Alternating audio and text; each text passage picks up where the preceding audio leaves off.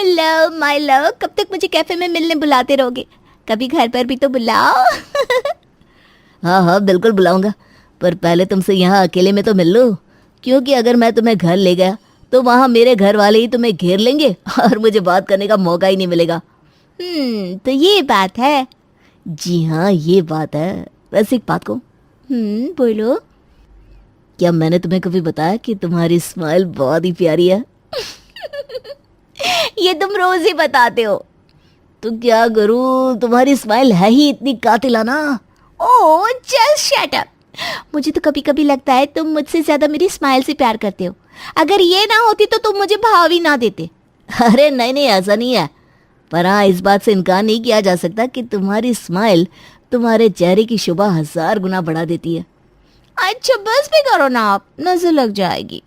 Okay अच्छा चलो मेरे घर चलो, आज मैं तुम्हें अपने पेरेंट्स से मिलवाता हूँ ताकि फिर जल्दी से हमारी शादी हो पाए। क्या सच? मुझ लव उर्वशी को लेकर अपने घर पहुंचता है।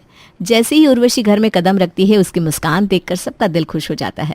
लव की मां मंदिरा, भाभी मोहिनी, बहन नैना और भतीजा मन्नू सब उर्वशी को घेर लेते हैं। मम्मी ये मेरी गर्लफ्रेंड है जिससे आप फोन पर बात करते रहते हो। हे चुप कर। क्यों चुप कर भाई, सही तो कह रहा है मन्नू।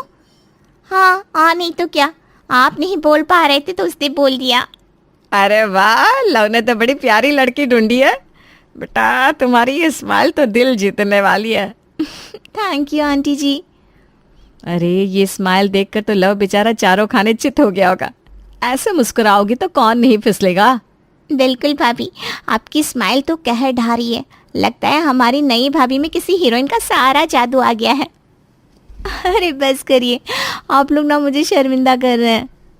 आपकी स्माइल ऐसी क्यों है कि मेरी चॉकलेट से भी ज्यादा मीठी लगती है? बेटा उर्वशी, आप जल्दी से इस घर की बहू बनकर आ जाओ। हमारा घर और रोशन हो जाएगा तुम्हारी मुस्कान से। अरे आंटी, ये तो आप और मेरी मम्मी के हाथ में है। जितनी जल्दी आप लोग सब तय कर लेंगी उतनी जल्दी मैं आ जाऊंगी। ठीक कहा ना मैंने? हाँ हाँ बिल्कुल ठीक कहा। वैसे मैं आपको क्या बोलूँगा? उर्वशी चाची, या फिर सिर्फ चाची, जो तुम्हें अच्छा लगे। ठीक है सिर्फ चाची, मैं आपको सिर्फ चाची कहूँगा। बगला कहीं का। सब लोग चाय नाश्ता करते हैं और कुछ देर बाद लव उर्वशी को वापस उसके घर छोड़ आता है। कुछ दिनों बाद दोनों परिवार मिलते हैं और शादी तय हो जाती है। तैयारियां शुरू हो जाती हैं और उर्वशी भी अपने सपनों को संजोने लगती है। एक दिन वो अपने दांतों की सफाई कराने डेंटिस्ट के पास जाती है। मेरी शादी होने वाली है तो प्लीज़ मेरे दांतों को ऐसा चमका दीजिए कि अगर मैरिज हॉल में लाइट चली जाए तो मैं अपने दांतों की चमक से पूरे हॉल में उजाला कर दूं। हाँ भाई क्यों नहीं, ज़रूर। वैसे शादी मुबारक हो आपको। Thank you so much. पर जब वो दांतों की सफाई के बाद जैसे ही घर लौटती है, एक एक करके उसके दांत गिरने लगते हैं। अरे क्या हो रहा है? ये मेरे दांत क्यों गिर रहे हैं? अरे उर्वशी क्या हुआ? तेरे दांत कैसे गिर गए? मम्मी मुझे नहीं पता, अभी अभी सफाई करा के आई हूँ और देखो मेरे सारे दांत गिर रहे हैं। बस 4 बचे हैं। हे भगवान, अब क्या होगा? कुछ ही दिनों में तो तेरी शादी है, ऐसे कैसे चलेगा? जा वापस उस मुझे डेंटिस्ट के पास और पूछ उससे कि क्या हुआ है। ठीक है मम्मी। उर्वशी घबराई हुई फिर से उसी डेंटिस्ट के पास पहुंचती है और चिल्लाती है, डॉक्टर साहब ये आपने क्या कर दिया? मेरी शादी होने वाली है और मेरे सारे दांत गिर गए। सफाई से मेरा मतलब दांतों को साफ करना था, दांतों को निकालकर मुंह नहीं साफ कर देना था। अरे ये क्या हो गया? मुझे माफ़ कर दीजिए मैडम, शायद आपके दांतों पर केमिकल रिएक्शन हो गया। I am so sorry. देखिए मैं आपको नकली बत्ती सी लगा देता हूँ। क्या? नकली बत्ती सी? ये सब आपकी वजह से हुआ है। आप ठीक करो, मेरे असली दांत वापस लगाओ। आई एम सॉरी, पर अब इसका यही एक इलाज है। ये मेरे केमिकल की वजह से हुआ है। तो आप चाहे तो अपने सारे पैसे वापस ले लें और इस नकली बत्ती सी के भी पैसे ना दे। वो तो मैं नहीं दूंगी, कहने की जरूरत नहीं है। उर्वशी मजबूर होकर नकली बत्ती सी लगवा लेती है और घर लौटकर अपनी मम्मी से सलाह करती है। मम्मी अब क्या करूं? लव को बता दूं क्या? अरे नहीं अभी मत बताना, शादी हो जाने दे, बाद में बता देना। ठीक है मम्मी, बस भगवान से प्रार्थना करती हूँ शादी अच्छे से हो जाए। आखिरकार शादी का दिन आ जाता है और उर्वशी की मुस्कान के पीछे छिपी नकली बत्तीसी के साथ ही वो नई दुल्हन बनकर लव के घर आ जाती है। उसका पहला दिन भी ठीक ठाक निकल जाता है, लेकिन उसे अंदर ही अंदर बहुत गिल्ट हो रहा था कि उसने लव से अपने नकली दांतों की बात छुपाई है। आखिरकार उसने ये सच बताने का फैसला कर लिया। लव, मुझे तुमसे कुछ बहुत ज़रूरी बात कहनी है। प्लीज़ वादा करो किसी को बताओगे नहीं। अरे ऐसा क्या राज है, बताओ, मैं किसी को नहीं बताऊंगा। देखो ये थोड़ा अजीब है पर शांति से सुनना। शादी के कुछ दिन पहले मेरे सारे दांत गिर गए थे और ये जो दांत तुम देख रहे हो ये नकली है। वो क्या ना, डेंटिस्ट ने केमिकल से सफाई की थी। और क्या नकली दांत? मतलब तुम तब से बत्तीसी लगाकर घूम रही हो और तुम्हारी मुस्कान भी नकली है? हाँ, मुझे लगा तुम मुझसे प्यार करते हो तो ये बात समझ जाओगे। Oh my God. अच्छा एक बार निकाल कर दिखाओ वो बत्तीसी। सच्ची? तुम हंसोगे तो नहीं? नहीं यार, मैं बस देखना चाहता हूँ। उर्वशी शर्माते हुए अपनी बत्तीसी निकालती है और लव की तरफ देखती है। अయ్యో भगवान, ये क्या देख लिया मैंने।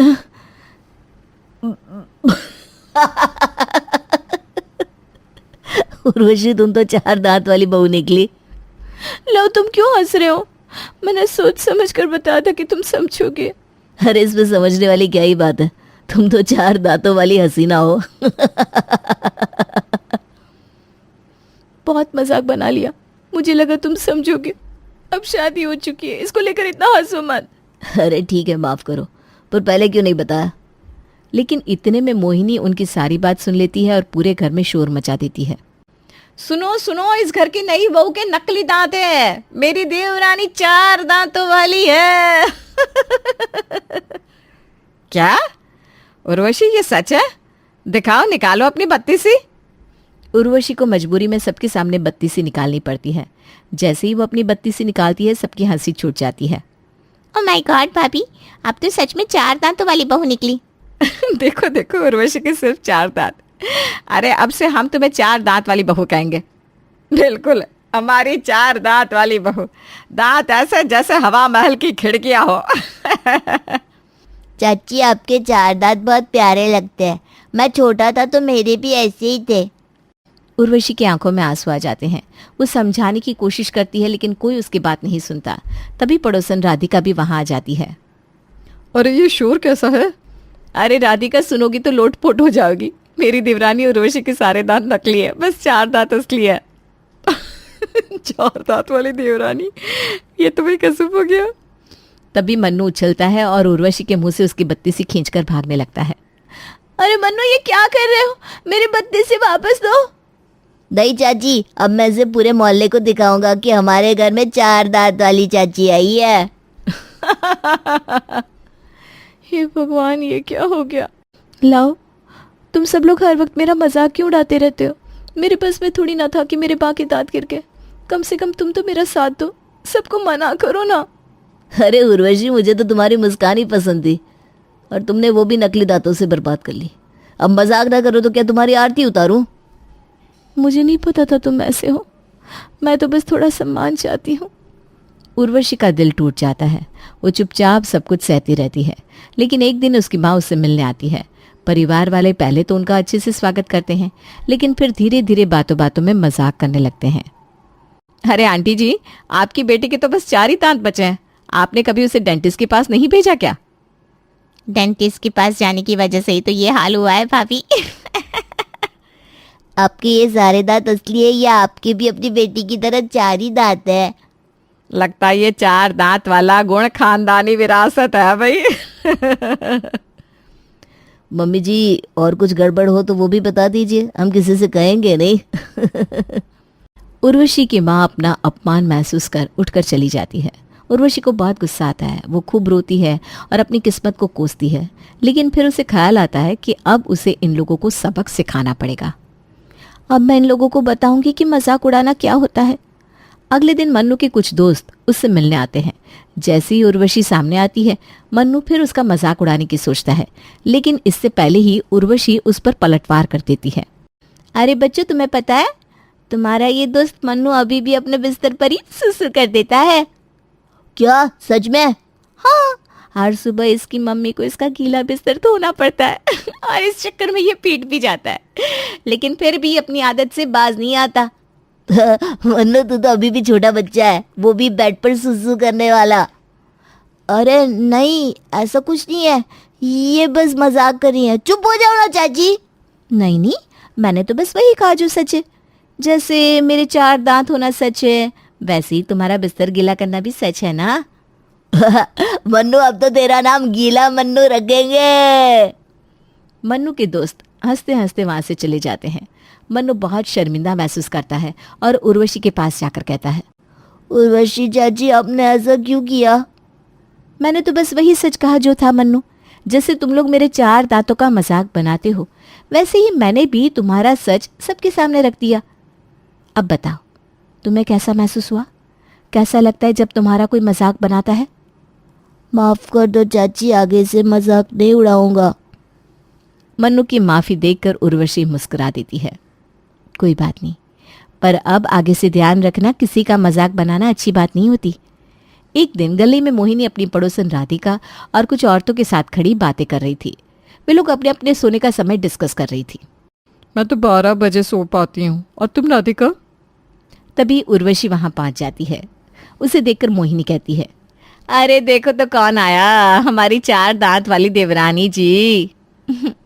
आप लोगों को पता है, हमारी जेठानी जी रात में 11 बजे ही सो जाती हैं, लेकिन घर के बाकी लोग 1 बजे तक इनकी वजह से सो नहीं पाते। क्यों भाई, ऐसा क्या कर देती है मोहिनी? अरे इनके खर्राटों की वजह से। ऐसा लगता है जैसे कोई पुराना जनरेटर चल रहा हो, जो किसी भी वक्त ब्लास्ट हो सकता है। जनरेटर? उर्वशी, ये क्या बदतमीजी है? सबके सामने मेरा मजाक बना रही हो। अरे जेठानी जी, मेरे 4 दांतों का भी रोज मजाक ही तो बनता है। कोई बात नहीं, आपको भी आदत हो जाएगी। ये सुनकर मोहिनी को अब अपनी गलती रियलाइज होती है।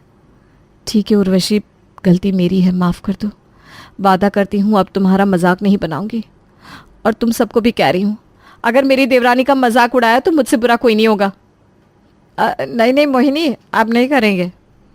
उसी रात की बात है, डिनर का समय था, सब साथ में बैठकर खाना खा रहे थे। तभी नैना उर्वशी का मजाक उड़ाने लगती है। अरे मेरी 4 दांत वाली भाभी, अब खाना कैसे खा लेती हो नकली दांतों से, या अजगर की तरह बिना चबाए बस निकल जाती हो।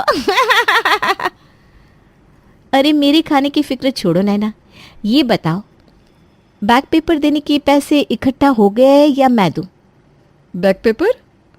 नैना, क्या तुम्हारे कॉलेज में बैक लगी है?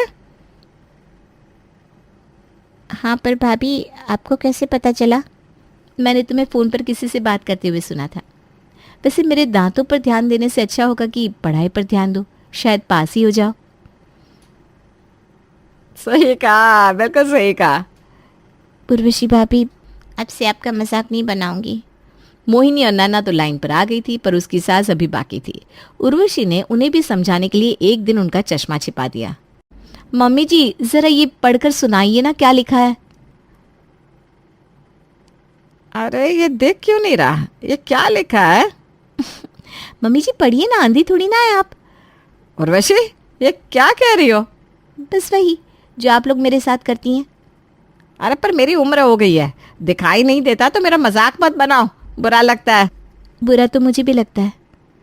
आपको अब समझ में आया होगा कि किसी का मजाक उड़ाना कितना गलत है। समझ गई, अब किसी का मजाक नहीं बनाऊंगी, माफ़ कर दो। कोई बात नहीं। एक दिन उर्वशी ने कपड़े देने के लिए धोबी को बुलाया और अपने पति लव से कहा कि इन कपड़ों की लिस्ट बना ले। लव डायरी और पेन लेकर लिखने लगता है, लेकिन वो लेफ्टी था, यानी कि बाएं हाथ से लिख रहा था। उर्वशी उसे देखकर कहती है, हे भगवान लव, तुम बाएं हाथ से लिख रहे हो? मम्मी जी ने बचपन में सिखाया नहीं क्या? तो इसमें गलत क्या है? गलत? अरे सब कुछ तो गलत है। बाएं हाथ से काम करना बड़ा अपशगुन होता है। सुना है कि बाएं हाथ से लिखने वाले को खाने में कड़वा ही मिलता है और उसका मुंह हमेशा के लिए कड़वा हो जाता है। जी हाँ साहब, हमारे गांव में तो बाएं हाथ से लिखने वालों को असुर मानते हैं। अरे बस करो, क्या बकवास है ये? बकवास? ये तो पक्की बात है। बाएं हाथ से खाना, बाएं हाथ से लिखना, सब अपशगुन। एक बार मेरी चाची ने बाएं हाथ से कंगन पहना, अगले दिन उनकी बकरी भाग गई। और एक बार हमारे गांव में ना मुनिया बाई ने बाएं हाथ से झाड़ू पकड़ा और उस दिन से उसे लकवा मार गया। कहीं तुम्हें भी लकवा ना मार जाए लव। बस बहुत हो गया ये ढकोसला, ये बकवास कहीं और जाकर सुनाओ। माफ करना साहब, मैं तो जा रहा हूँ। अरे बुरा क्यों मान गए, मैंने कुछ गलत तो नहीं कहा। बुरा?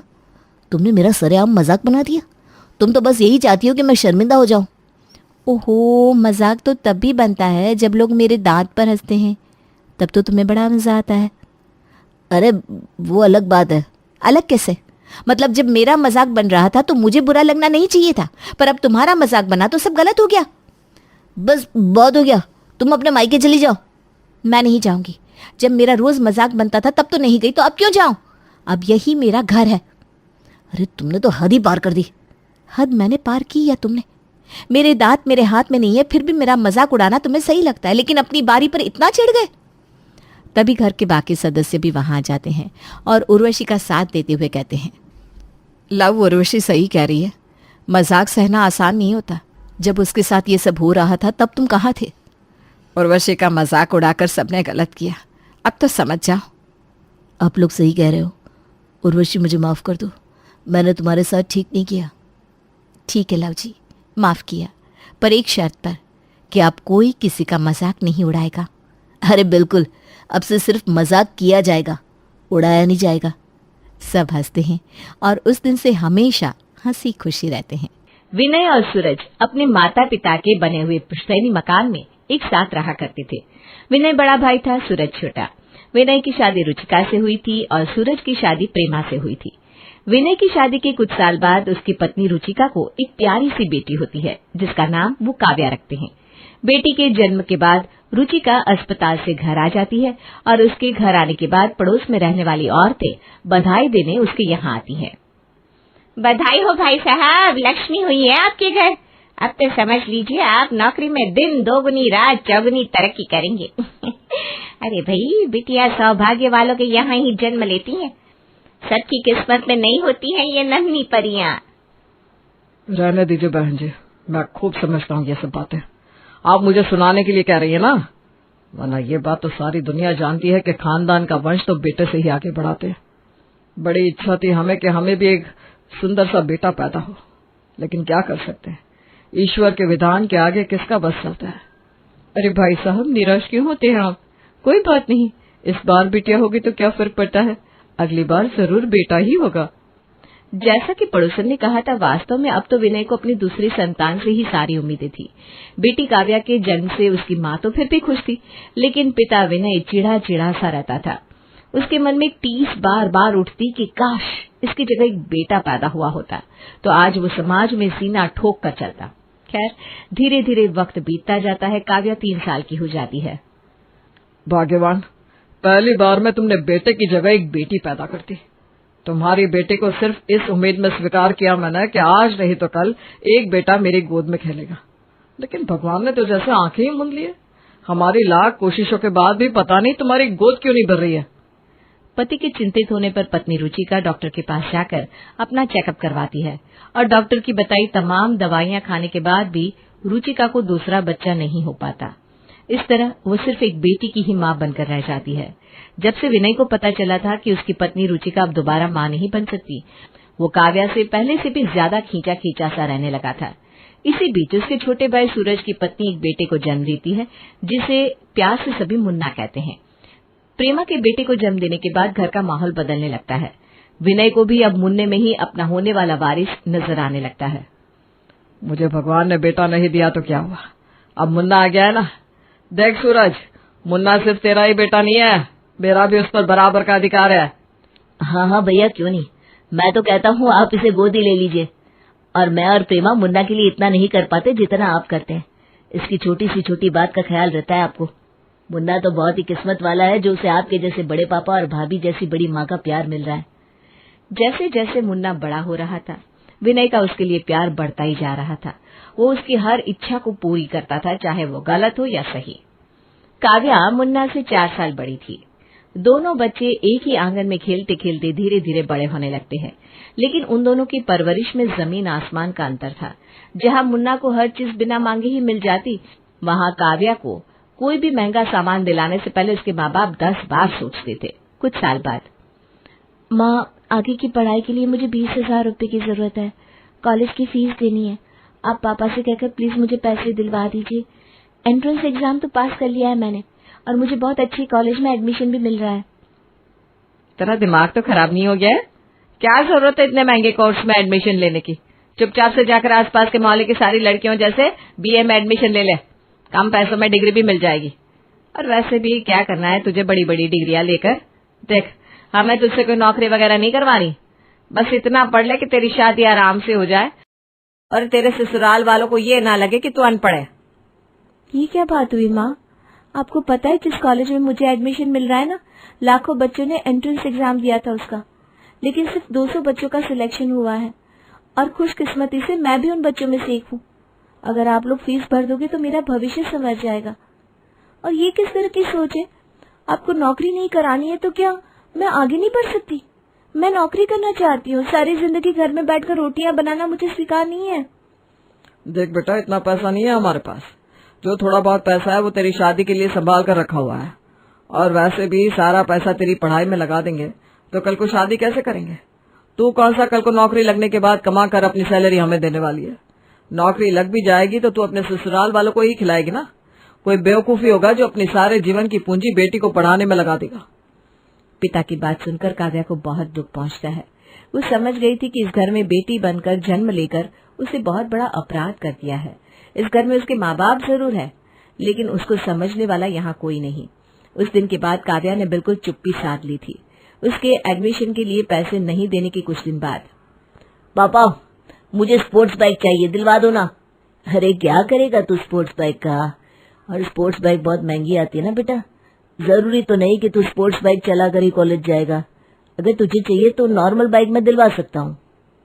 पापा मैंने आपसे साफ साफ कह दिया, मुझे सिर्फ स्पोर्ट्स बाइक चाहिए। अगर आप मुझे नहीं दिलवा सकते हो तो फिर ये प्यार का झूठा नाटक क्यों करते हो? अरे बेटा मैं क्या करूं, मेरा बजट इतना नहीं है, इतने पैसे कहाँ से लाऊं मैं? सूरज की बात सुनकर मुन्ना गुस्से से चिल्लाने लगता है।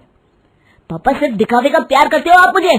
दुनिया को दिखाने के लिए आप और बड़े पापा हर समय मुझे ही खानदान का वारिस बताते हो, लेकिन मेरी एक खुशी नहीं देखी जाती आप लोगों से। अरे क्या फायदा ऐसे पैसे का जो एक ख्वाहिश पूरी ना कर सके? मुन्ने की चिल्लाने की आवाज सुनकर विनय सूरज के कमरे में आ जाता है। अरे क्या बात हो गई मुन्ना, इतना चिल्ला क्यों रहे हो? बेटा बड़े पापा को बताओ क्या बात है। मेरा लाडला है ना तू। रहने दीजिए बड़े पापा, आपको बताऊंगा तो आप भी पापा की तरह मुझे समझ के घुट्टी पिला देंगे। इस घर में ना मेरी खुशी देखने वाला कोई नहीं है। अरे बेटा तू एक बार क्या कर तो देख। जब तक तेरे बड़े पापा है ना ऐसा हो ही नहीं सकता कि तू कोई चीज मांगे और मैं तुझे ला कर ना दे सकूं। ये हुई ना बात बड़े पापा, मुझे ज्यादा कुछ नहीं चाहिए, बस एक स्पोर्ट्स बाइक चाहिए। 3-4 लाख में आ जाएगी। कोई ऐसा 2-4 करोड़ का सामान नहीं मांगा है मैंने जिसके लिए पापा मुझे इतनी बात सुना रहे हैं। मुन्ना की बात सुनकर विनय थोड़ी देर के लिए खामोश हो जाता है। अच्छा चल ठीक है, तू नाराज मत हो। ऐसा कर 4 लाख मुझसे ले ले और जाकर अपने पसंद की स्पोर्ट्स बाइक खरीद ले बस। अगले दिन विनय के दिए पैसों से मुन्ना स्पोर्ट्स बाइक खरीदकर घर ले आता है। मुन्ना को स्पोर्ट्स बाइक चलाते हुए देखकर काव्या को बहुत तकलीफ होती है, लेकिन फिर भी वो किसी से कुछ नहीं कहती। वो अपनी अहमियत इस घर में समझ चुकी थी। सब कुछ सही चल रहा होता है कि एक दिन अचानक से विनय को दिल का दौरा पड़ता है और घर वालों की कोशिशों के बाद भी उसकी जान नहीं बच पाती। उसके जाने के बाद घर पर अचानक दुखों का पहाड़ टूट पड़ता है। जो हुआ बहुत ही बुरा हुआ भाभी। इतनी अच्छी नौकरी थी भैया की, और सरकारी नौकरी को यूं ही तो मिला नहीं करती। अब देखो ना, खानदान में एक भैया की ही इतनी अच्छी नौकरी लगी थी, लेकिन वो भी कहाँ पूरी नौकरी कर सके। हाँ, होने को कौन टाल सकता है। अब ऐसे तो सरकार का नियम है कि अगर अचानक से किसी की मौत हो जाती है तो उसकी पत्नी या किसी एक बच्चे को सरकारी नौकरी मिल सकती है। अब ट्राई तो करो। अरे दीदी, अब भाभी कहाँ इस उम्र में नौकरी कर पाएंगी? कभी घर से बाहर निकली नहीं, घर की चौखट लांग कर कभी बाजार तक गई नहीं, अकेले कहाँ भैया की नौकरी करेंगी? हाँ बहन, मैं भी यही कहना चाह रही थी कि भाभी तो नौकरी नहीं कर सकती। हो गया था जिस दिन मैंने वहां से विदाई ली थी। इतना कहकर काव्या उठकर चली जाती है। रुचिका को समझ में आ गया था कि जो उसने जीवन भर बोया था उसे काटने का समय आ गया है। उसने सारी जिंदगी सिर्फ एक बेटे की चाह में अपनी बेटी को दुख दिया। अब जो उसके साथ हो रहा था उसके लिए वो खुद ही जिम्मेदार थी। अपने बहते हुए आंसुओं को साफ करके रुचिका वापस अपने घर की ओर चल देती है, क्योंकि वही नर्क अब उसकी नियति था। तो मम्मी जी, मैं सुबह से लेकर शाम तक इतना काम करती हूँ, आपको भी तो कुछ समझना चाहिए ना। अगर आपने एक छोटा सा काम कर भी दिया तो उसमें कौन सी बड़ी बात होगी। मैं भी तो घर के इतने काम करती हूँ। एक तो चोरी, ऊपर से सीना जोरी। अरे तू पूरा दिन कभी सास बहू के नाटक देखती है, कभी इधर उधर बस गप्पे लड़ाती रहती है। अगर ऐसे ही समय बर्बाद करेगी तो काम के लिए समय कहाँ से निकलेगा। अच्छा, वाह वाह मम्मी जी, आप बोल तो ऐसे रही हैं जैसे मैं तो कुछ काम ही नहीं करती, पूरा दिन सिर्फ खाली बैठी रहती हूँ। जैसे आप कोई बड़ा काम करती हैं। आप भी तो पूरा दिन अपनी सहेलियों के साथ चुगलियां करती रहती हैं। अरे देखो तो जरा कैसे कैंची की तरह जबान लड़ा रही है। हाँ, तो अपना स्टैंड लेना तो अच्छी बात है ना। ए राम। तभी वहां पर मोहन आता है। अरे तुम दोनों फिर से सुबह सुबह शुरू हो गई। तुम बिना झगड़े के किसी दिन की शुरुआत ही नहीं कर सकती क्या? तो आप बहू को समझाइए ना, मेरी बात तो इसे पल्ले ही नहीं पड़ती। अरे लेकिन ना बाबा ना, मैं किसी को नहीं समझाऊंगा, किसी को भी नहीं। पहले भी कितनी बार बोल कर देख लिया है, उल्टा मुझे ही सुनने को मिलता है। इससे तो अच्छा है कि मैं पहले इन लफड़ों से दूर रहूं। क्या? अच्छा, मैं यहाँ पर यह पूछने आया था कि तुमने कहा था कि अमित के लिए रिश्ता आया था, क्या हुआ उसका? कौन सा रिश्ता? अरे वही शर्मा जी की बेटी का। अच्छा वो तो मैंने कैंसिल कर दिया। लेकिन क्यों? अरे वो लड़की ना बहुत ही ज्यादा तेज और चालाक थी। तो क्या हुआ? मैं अपने अमित के लिए एक शरीफ सी लड़की लाना चाहती हूँ, ताकि इस घर में सबकी बनी रहे। पहले ही हमारे घर में इतने कलेश होते हैं, और अगर एक चालाक लड़की आ गई इस घर में तो बस फिर कर लो बात। पहले ही इस घर की शांति भंग हो रखी है, मैं और शांति भंग नहीं करना चाहती। मम्मी जी, मैं सब समझती हूँ, आप इनडायरेक्टली मुझे बातें मार रही हैं ना। देखिए मम्मी जी, इसमें सिर्फ मेरे अकेले का ही रोल नहीं है, आपका भी उतना ही हाथ है। हाँ बेटा, मेरा तो उतना ही हाथ है, लेकिन तेरी ही जबान कुछ ज्यादा बढ़ती जा रही है। बेशक आपका नाम ही शांति है, लेकिन आपके नाम जैसे आपके काम बिल्कुल भी नहीं है। क्या कहा? अरे बस भी करो अब तुम दोनों, क्या हमेशा बच्चों की तरह लड़ती रहती हो। फिर अगले दिन, मुझे तो समझ में नहीं आता शांति, तुम सभी लड़कियों के रिश्ते रिजेक्ट क्यों कर देती हो? क्योंकि मैं अपनी छोटी बहू शरीफ से लाना चाहती हूँ, जो इस घर को हमेशा जोड़े रखे। हाँ, लेकिन सिर्फ बहू के शरीफ होने से कुछ नहीं होता, घर में सभी का सहयोग बराबर होना चाहिए।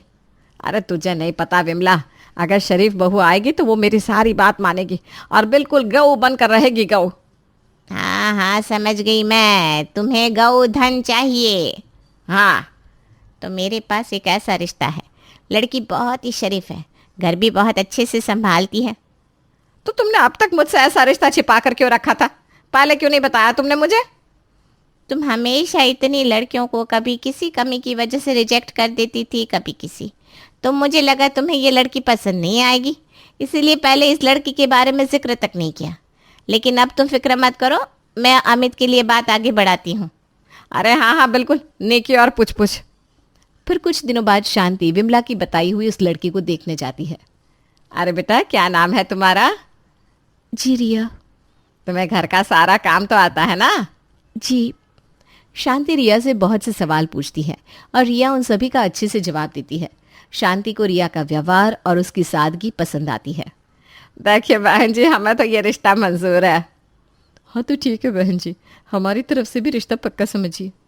इस तरह शांति अपने बेटे अमित की शादी रिया से करवा देती है। फिर शादी के बाद, रिया, आज तो तुम्हारी पहली रसोई है, आज का खाना तुम्हें बनाना होगा। जी ठीक है भाभी, लेकिन मम्मी जी मुझे खाने में क्या बनाना है? अरे बेटा, जो तेरा मन करे वही बना ले। जी ठीक है। रिया किचन में जाती है और सबके लिए खाना बनाती है। फिर वो सभी को खाना परोसती है। वाह वाह बहू, तूने तो कमाल कर दिया, तेरे हाथों में तो जादू है भाई। सच में बहुत ही स्वादिष्ट खाना है। हाँ रिया, तुम तो बहुत ही अच्छा खाना बनाती हो। मैं तो कहूँगी आज से खाना बनाने का जिम्मा तुम ही ले लो।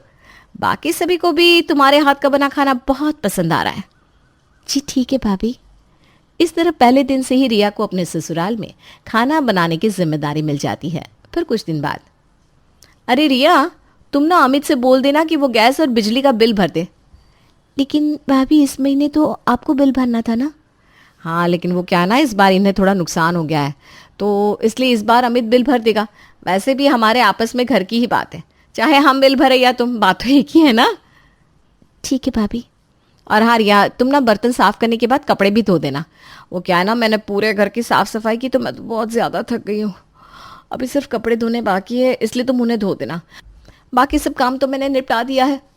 ठीक है भाभी, मैं कपड़े धो दूंगी। रिया घर में नई थी, इसलिए वो चुपचाप सबकी बातें मान लेती थी। उसे अभी उस घर के तौर तरीके पता नहीं थे, इसलिए उससे जो कुछ भी कहा जाता वो बिना कोई सवाल जवाब किए सारे काम कर दिया करती थी। इसी तरह 1 महीना बीत जाता है। फिर कुछ दिन बाद सुमन रिया को अपने कमरे में बुलाती है। क्या बात है भाभी, आपने मुझे बुलाया?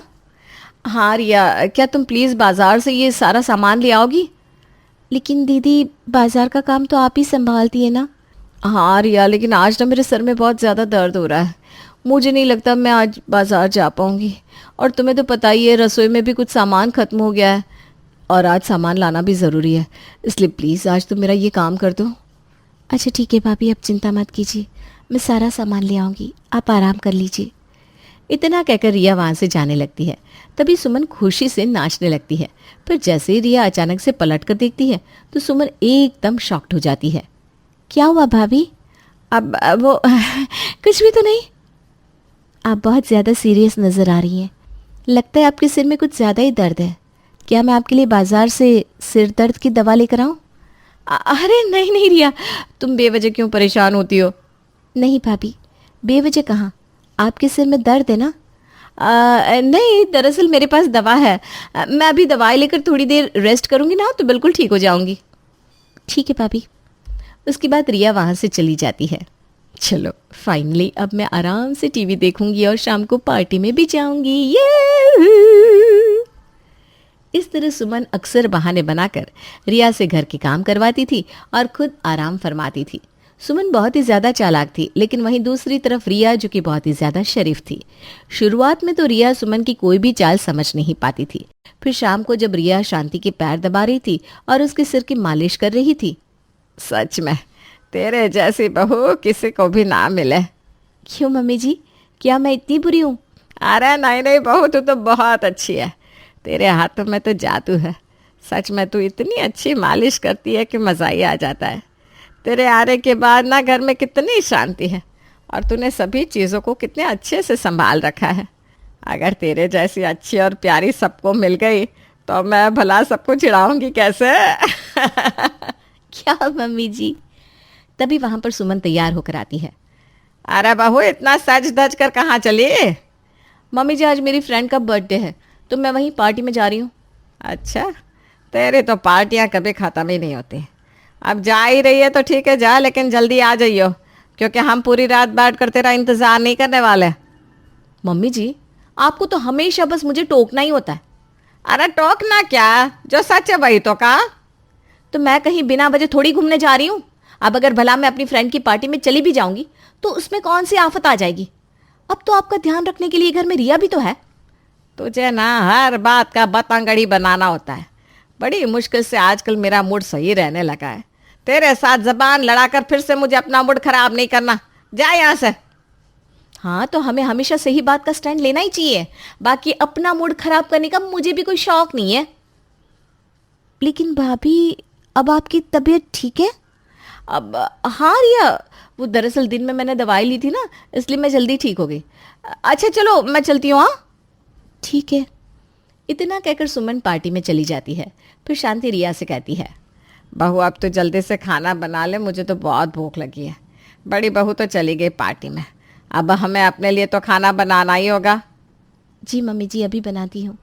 इस तरह शांति और सुमन रिया से पूरा दिन घर का सारा काम करवाते थे। रिया अकेले ही घर का सारा काम करती थी। रिया किचन में खाना बनाने तो चली जाती है, लेकिन वो बहुत ही गहरी सोच में डूबी हुई थी। मुझे ऐसा क्यों लग रहा है कि कुछ तो गड़बड़ है। रिया इतनी गहरी सोच में डूबी हुई थी कि उसका ध्यान भटक जाता है, जिसकी वजह से गर्म कढ़ाई से उसका हाथ जल जाता है। आउच! रिया की चीख सुनकर शांति वहां आती है। अरे क्या बात है बहू, तू इस तरह क्यों चिल्लाई? वो मम्मी जी, दरअसल मेरा हाथ जल गया। अरे तो तेरा ध्यान कहाँ था? तो ठीक से काम नहीं कर सकती थी। लो, अब बिना वजह काम बढ़ गया ना। बताओ अब भला खाना कौन बनाएगा?